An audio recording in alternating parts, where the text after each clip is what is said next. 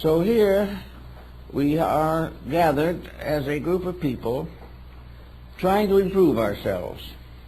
We want to grow. We want to find out a little more about the values of life so that we can live better. In order to do this, we must search in many cases for some outside assistance.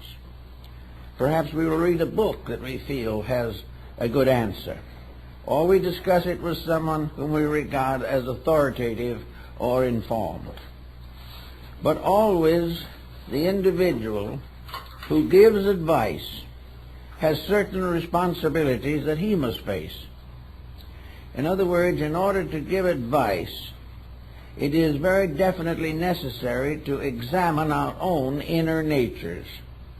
Why do we do this? Is it because we really feel that we are informed? Are we actually able to handle the situation that is brought to us?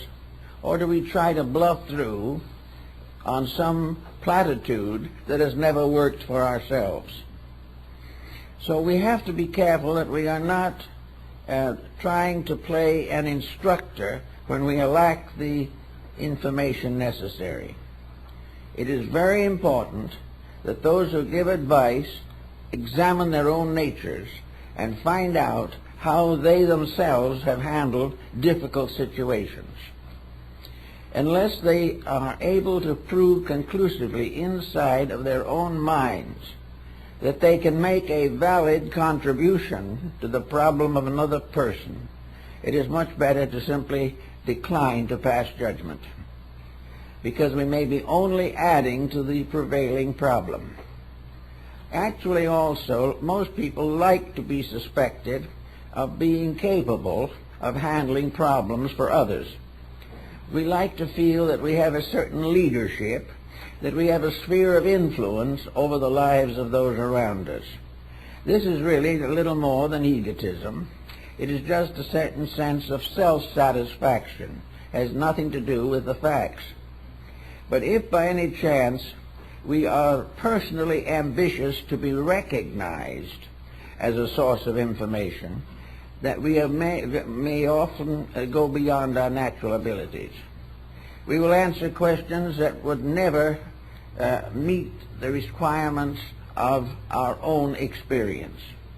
Things that never could have happened to us, we will try to pass judgment on or tell someone else how to take care of the situation. This goes on year after year, and nearly every family has in it somewhere an advice giver who nearly always is the one most in need of advice themselves. They may be well-intentioned, good-natured, kindly people, but many of them simply try to advise by imposing their own temperament upon the other person they are trying to help. It's one of the most common introductions to an advice cycle is, "If I were you." Well, this in itself is a dead negative. The other person is not us. Our way of doing things may not have any bearing upon theirs. And may be well to note that these people who have been giving this information have done what they would have done under certain circumstances, and it came out badly.